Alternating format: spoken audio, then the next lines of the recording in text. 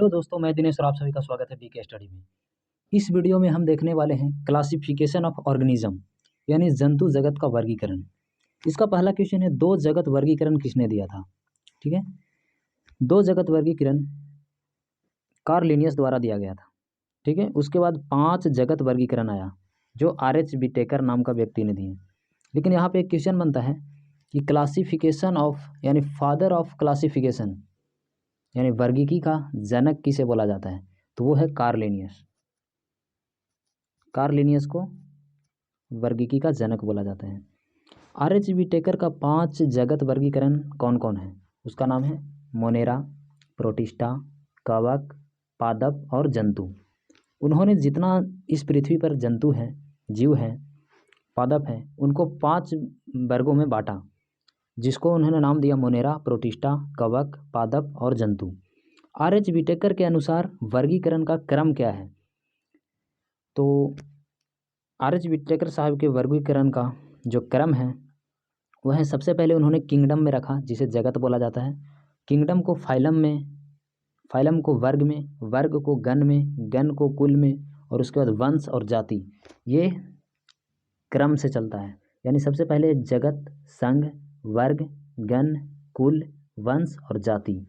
इस तरह उन्होंने सभी जीव जंतुओं को विभाजित किए।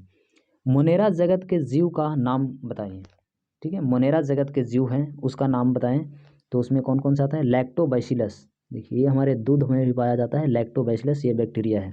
और राइजोबियम, राइजोबियम नाम के जीवाणु जो है वह जो दाल वाले पौधे होते हैं उसके जड़ में पाया जाता है। राइजोबियम है। प्रोटिस्टा जगत के जीव का नाम बताएं। तो प्रोटिस्टा जगत में आ जाता है अमीबा, पैरामीशियम और प्लाज्मोडियम, उसके बाद यूग्लिना। ये सब प्रोटिस्टा जगत के जीव हैं। उसके बाद आ जाता है कवक जगत। कवक जगत का जीव का नाम बताएं।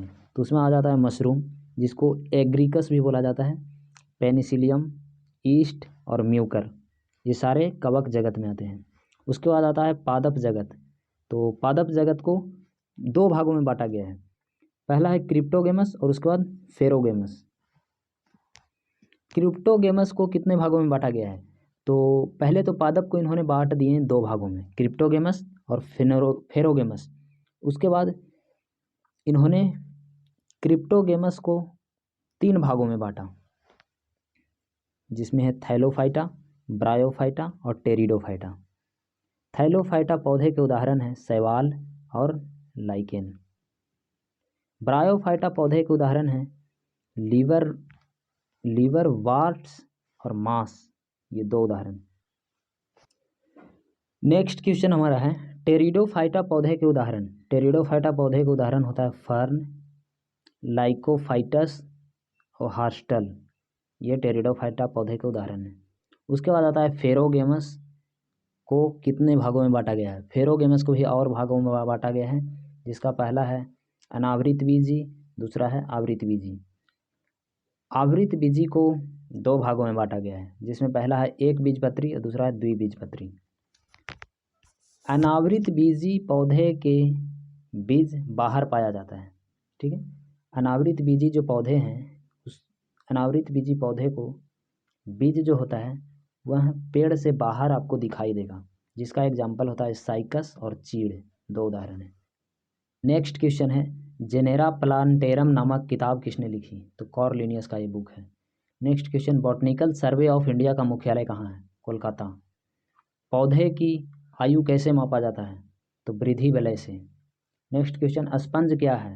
तो स्पंज एक जीव है जो पोरीफेरा फाइलम का सदस्य है।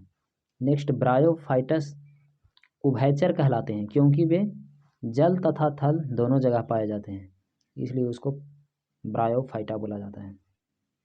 जंतु स्थान बदल सकते हैं, लेकिन कौन सा जंतु स्थान परिवर्तित नहीं कर सकता?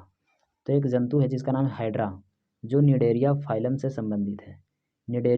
निडेरिया फाइलम को सीलेंट्रेटा फाइलम भी कहा जाता है। तो सीलेंट्रेटा फाइलम या निडेरिया फाइलम एक ही है, जिसका जीव है हाइड्रा। यह जीव है यानी जानवर में आता है यह, लेकिन स्थान परिवर्तन नहीं कर सकता, यानी एक ही स्थान पर मिलेगा आपको।